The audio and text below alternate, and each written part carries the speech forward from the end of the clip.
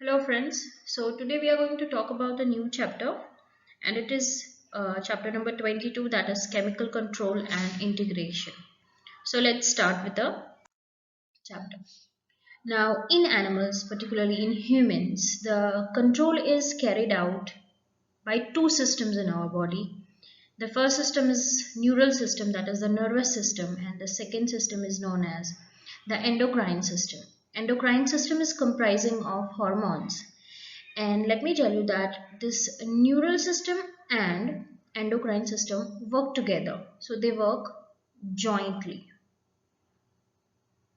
Now, as the nerve fibers do not innervate all the cells, जैसे कि neurons हमारे हैं वो हर सेल्स तक पहुंच नहीं सकते, इसी वजह से वो हेल्प लेते हैं हॉर्मोन्स की, मतलब वो हेल्प लेते हैं एंडोक्राइन सिस्टम की, ताकि वो अपना काम, अपना फंक्शन हर एक सेल तक से करवा सके। तो बेसिकली हमारी बॉडी पे दो कंट्रोल है, एक नर्वस है और एक हार्मोनल है, जिसे हम एंडोक्राइन कंट्रोल भी कहते हैं।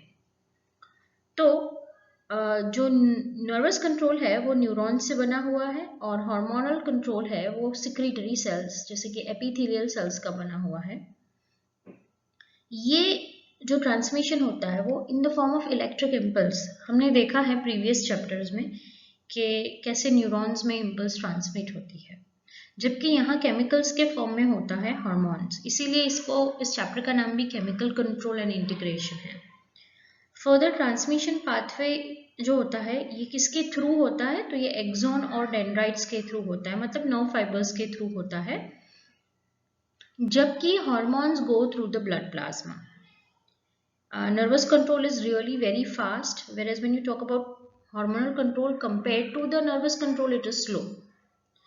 नर्वस कंट्रोल की जो इफेक्ट है वो शॉर्ट टर्म होती है, whereas the hormones की जो इफेक्ट होती है वो लॉन्ग टर्म होती है.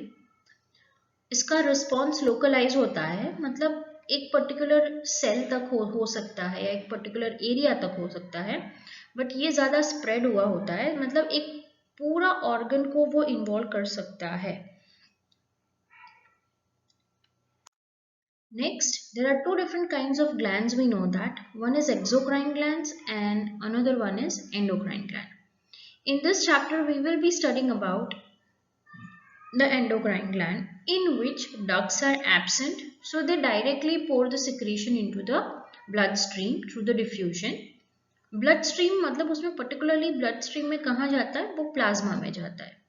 जबकि अगर हम एक्सोक्राइन की बात करें तो they have ducts, they open into organs. वो ज़्यादातर एंजाइम सिक्रीट्स करता है, जैसे कि स्वेट, मिल्क, सीबम ऑर्गन में या कहीं सरफेस पे. जबकि एंडोक्राइन ग्लैंड्स जो होते हैं वो हार्मोन सिक्रीट करते हैं.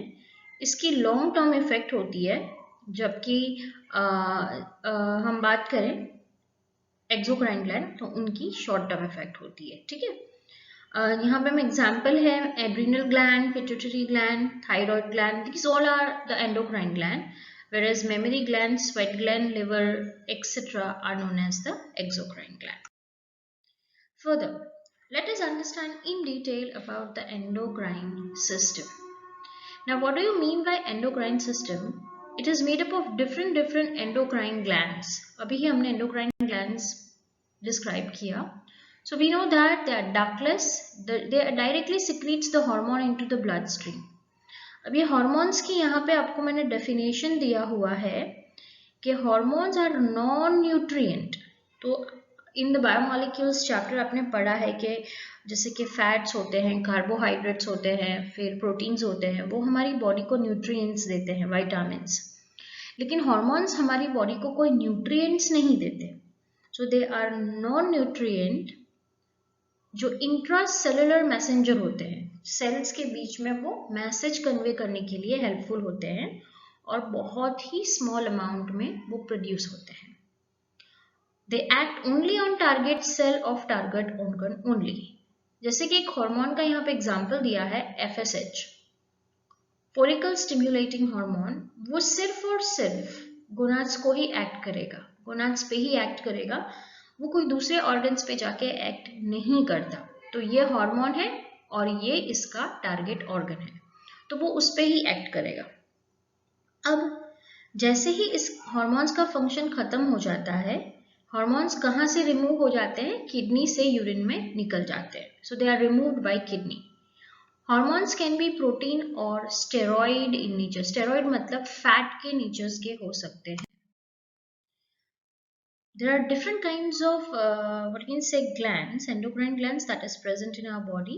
The first is you can see both common में है hypothalamus, pituitary gland दोनों मेल और फीमेल में होते हैं, thyroid gland भी दोनों में होते हैं, thymus, then you can say adrenal gland, pancreas, ये सारे ही common हैं, दोनों में होते हैं. You can see thyroid, thymus, adrenal, pancreas, right? लेकिन in female we will find gonads as ovaries, whereas in male it will be testes.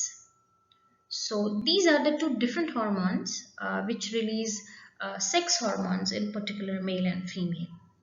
Apart from this, जैसे कि हमारा गैस्ट्रोइंटेस्टाइनल ट्रैक है, डाइजेस्टिव सिस्टम है, किडनी है, liver है, heart है, इन organs के कुछ सेल्स, पूरा ऑर्गन नहीं बट कुछ सेल्स स्मॉल क्वांटिटी में हार्मोन्स सिक्रीट करते हैं जो कुछ ना कुछ चीजों को कंट्रोल करते हैं. So you can say that these are also involved in secretion of hormones. Rest all are hypothalamus, pituitary gland, thyroid gland, then it goes parathyroid gland, thymus, pancreas, adrenal glands, and the next is gonads. So these all are the glands which we are going to study in detail. So let us start first with the hypothalamus. अब ये जो पूरा structure है ये hypothalamus है. यहां से शुरू होता है हाइपोथैलेमस, ये पूरा स्ट्रक्चर. ठीक है, तो हाइपोथैलेमस ब्रेन का पार्ट है जो डायंसीफेलॉन के कैविटी, जिसे हम कहते हैं थर्ड वेंट्रिकल में लोकेटेड है, उसका बेस, उसे हम कहते हैं हाइपोथैलेमस. और ये हाइपोथैलेमस कनेक्टेड होता है, you can C over here, this is a pituitary gland. ठीक है, ये पूरा पिट्यूटरी ग्लैंड है. तो हाइपोथैलेमस और एंटीरियर पिट्यूटरी ग्लैंड का जो कनेक्शन है वो आर्टरीज का है, मतलब पोर्टल सिस्टम का है. You can say that it is connected with hypophyseal portal system. ये जो नेटवर्क आप यहाँ पे देख रहे हो ये सब, ठीक है, it is known as hypophyseal portal system. जबकि पोस्टीरियर पिट्यूटरी ग्लैंड जो है, ठीक है, वो और हाइपोथैलेमस न्यूरॉन्स से कनेक्टेड है. You can see this yellow coloured structures, right. तो ये न्यूरॉन से कनेक्टेड है. तो इसी वजह से यहाँ का जो कनेक्शन है वो न्यूरॉन्स का है और यहाँ का जो कनेक्शन है वो ब्लड वेसल्स का है. तो ये जो हाइपोथैलेमस है ये कंट्रोल करता है पिट्यूटरी ग्लैंड को. Now hypothalamus is located at the base of diencephalon. Diencephalon का जो थर्ड वेंट्रिकल है उसके बेस में है. हाइपोथैलेमस के अंदर न्यूरोसिक्रेटरी सेल्स होते हैं जिसे हम न्यूक्लियाई भी कहते हैं, जो न्यूरो हार्मोन्स रिलीज करते हैं. जो क्या रिलीज करते हैं? Neurohormones. Okay, then apart from that वो रेगुलेट करते हैं सिंथेसिस. जो पिट्यूटरी ग्लैंड क्या सिंथेसिस करेगा, कितना सिंथेसिस करेगा, कब सिंथेसिस करेगा, is regulated by the hormones of hypothalamus. तो हाइपोथैलेमस किसको कंट्रोल कर सकता है? मास्टर ग्लैंड जिसका नाम है पिट्यूटरी ग्लैंड. हाइपोथैलेमस दो टाइप के हार्मोन्स प्रोड्यूस करता है. इनहिबिटरी नेचर के होते हैं, स्टिम्युलेटर के होते हैं. मतलब वो एक तरफ पिट्यूटरी ग्लैंड को सिक्रीट करने को कहेंगे या फिर वो पिट्यूटरी ग्लैंड को कहेंगे कि अब सिक्रीट मत करो. तो वो पॉजिटिव या नेगेटिव इफेक्ट देगा पिट्यूटरी ग्लैंड को. सिंथेसाइज और कुछ दूसरे हार्मोन्स जो होते हैं वो सीधे के सीधे पोस्टीरियर पिट्यूटरी ग्लैंड में स्टोर होते हैं. अब हाइपोथैलेमस जो रिलीजिंग हार्मोन रिलीज कर सकता है या तो फिर रिलीज इनहिबिट हार्मोन करता है. तो ये दो टाइप के हार्मोन अगर वो रिलीज कर रहा है तो वो किसे कंट्रोल करेगा? वो कंट्रोल करेगा एंटीरियर पिट्यूटरी ग्लैंड को. ठीक है, और इनका जो कनेक्शन होता है वो ब्लड वेसल्स का होता है. हमने प्रीवियस डायग्राम में देख लिया. सो यहाँ से यहाँ का जो कनेक्शन होता है वो ब्लड वेसल्स के थ्रू होता है। जबकि हाइपोथैलेमस अगर रिलीज करता है ऑक्सीटोसिन और वेसोप्रेसिन, तो वो ऑक्सीटोसिन और वेसोप्रेसिन हार्मोन जो है वो स्टोर हो जाते हैं पोस्टीरियर पिट्यूटरी ग्लैंड में। तो ये हार्मोन पोस्टीरियर पिट्यूटरी ग्लैंड खुद नहीं बनाता, बल्कि हाइपोथैलेमस के होते हैं जो वो स्टोर करके रखता है। Now you can see that this is hypothalamus hormones, ठीक है। यहाँ से ये इसकी जो न्यूक्लियाई है, ये सब न्यूक्लियाइज है। यहाँ पे ये जो न्यूरॉन्स जैसे सेल्स दिख रहे हैं ये सारे न्यूक्लियाई है। तो ये जो हाइपोथैलेमस है ये जो भी रिलीज करेगा वो है हाइपोथैलेमिक हार्मोन्स। उसकी इन्फ्लुएंस होती है कहाँ होती है, ये इन्फ्लुएंस करते हैं एंटीरियर पिट्यूटरी ग्लैंड पे या तो फिर पोस्टीरियर पिट्यूटरी ग्लैंड पे, ठीक है। और उसके हिसाब से एंटीरियर पिट्यूटरी ग्लैंड अपना काम फंक्शन करता है और दूसरे ऑर्गन्स पे ये एक्ट करता है। मतलब एंटीरियर पिट्यूटरी ग्लैंड को कंट्रोल कौन करता है, तो it is been controlled by the hypothalamus. अगर हाइपोथैलेमस ने रिलीज किया गोनाडोट्रोपिन रिलीजिंग हार्मोन, तब जाके एंटीरियर पिट्यूटरी ग्लैंड रिलीज करेगा एफएसएच। अगर इसने कॉर्टिकोट्रॉफिक रिलीजिंग हार्मोन रिलीज किया तो ये एड्रेनोकॉर्टिकोट्रॉफिक तभी पिट्यूटरी ग्लैंड से निकलेगा।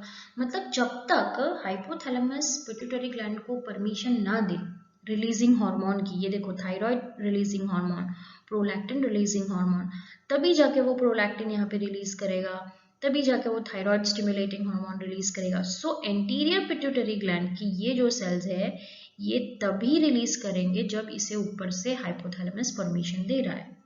अगर हाइपोथैलेमस के न्यूक्लियाई सेल्स जो है वो रिलीज कर रहे हैं डोपामाइन, तो वो नेगेटिव इफेक्ट दे रहा है। You can C over here यहाँ पे माइनस किया हुआ है, so this is giving you a negative effect. तो प्रोलैक्टिन रिलीज नहीं होगा, मतलब ये रिलीज को इनहिबिट करेगा।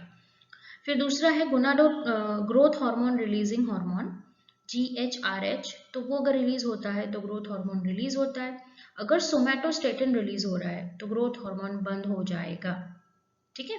तो अल्टीमेटली पिट्यूटरी ग्लैंड को भी कोई हार्मोन रिलीज करनी है तो उसे कौन कंट्रोल करता है, it is controlled by the hypothalamus. Further अगर कुछ न्यूरोसेक्रेटरी सेल्स होते हैं उसका सीधा डायरेक्ट न्यूरॉन्स से कनेक्शन होता है। यू कैन सी दैट ये सीधा न्यूरॉन्स यहाँ पे जा रहा है। तो एंटी डायूरेटिक हार्मोन जिसे हम वेसोप्रेसिन भी कहते हैं और ऑक्सीटोसिन है, वो पोस्टीरियर पिट्यूटरी ग्लैंड में स्टोर होते हैं। और ADH सीधा अफेक्ट करता है किडनी पे और ऑक्सीटोसिन इफेक्ट करता है मेमोरी ग्लैंड पे।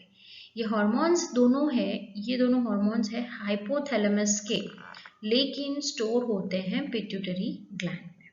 तो ये सारे हार्मोन्स इनके खुद के हैं और ये स्टोर नहीं होते, ये परमिशन देते हैं।